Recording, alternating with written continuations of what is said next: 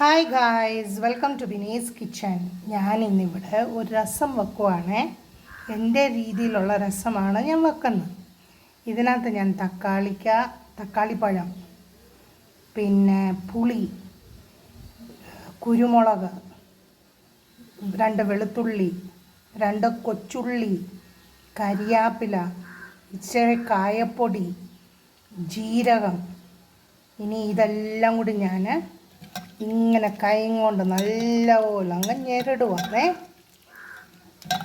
നല്ലപോലെ ഞെരടി കഴിഞ്ഞ് ഇത് ഞാൻ നല്ലപോലെ അങ്ങ് തിളപ്പിക്കും. ഇങ്ങനെ അങ്ങോട്ട് കൈ കൊണ്ട് അങ്ങ് ഞെരടുക നല്ലപോലെ. ഇതിനകത്ത് ഉപ്പും ഇട്ടിട്ടുണ്ടേ. അങ്ങനെ നമ്മുടെ രസം തിളച്ചോണ്ടിരിക്കുന്നേ.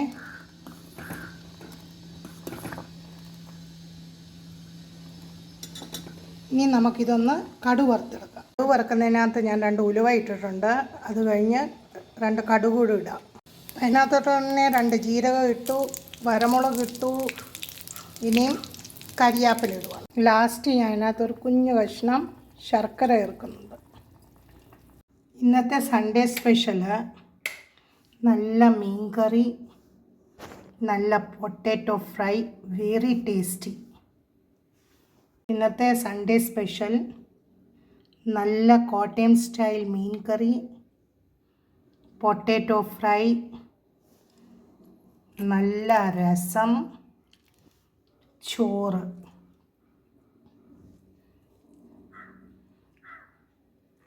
ഇപ്പോഴാണ് ഞാൻ സ്കൂളിൽ നിന്ന് വന്നത്.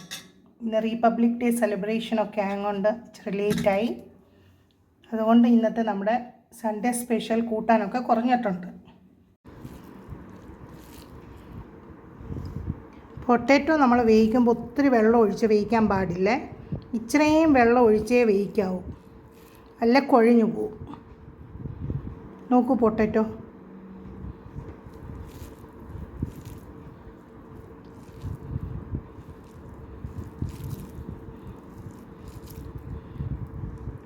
ഇങ്ങനെ ചാറിനകത്തോട്ട് മുക്കി. നല്ല ടേസ്റ്റാണേ. രസവും അടിപൊളിയായിട്ടുണ്ട്. മീൻകറി ഉണ്ടെങ്കിൽ പിന്നെ നമുക്ക് വേറെ ഒന്നും വേണ്ട.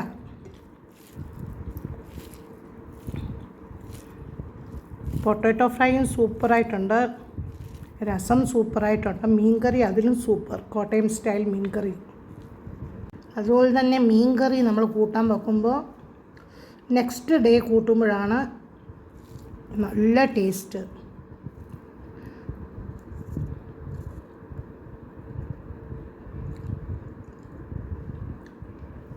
നമ്മൾ അതുപോലെ തന്നെ മീൻ കറി വെക്കുമ്പോൾ നെക്സ്റ്റ് ഡേ കൂട്ടുമ്പോഴാണ് നല്ല ടേസ്റ്റായിട്ടിരിക്കുന്നത്. ഞാൻ ഇത് ഇന്നലെ വെച്ച മീൻ കറിയാണേ. നല്ല ടേസ്റ്റാണ്. ഉപ്പും മുളകും പുളിയും ഒക്കെ നല്ലപോലെ പിടിച്ചു കഴിയുമ്പോൾ സൂപ്പർ. അതുപോലെ തന്നെ മല്ലിപ്പൊടി ചേർത്ത് കഴിഞ്ഞാൽ പെട്ടെന്ന് കേടായിപ്പോവും മീനിനകത്ത്. അതുകൊണ്ട് മല്ലിപ്പൊടി ചേർക്കാതെ ഉണ്ടാക്കുകയാണെങ്കിൽ 2-3 ദിവസം മീനെ കേടാകാതിരിക്കും.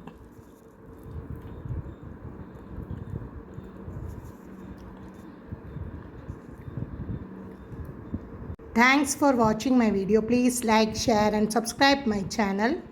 Thank you.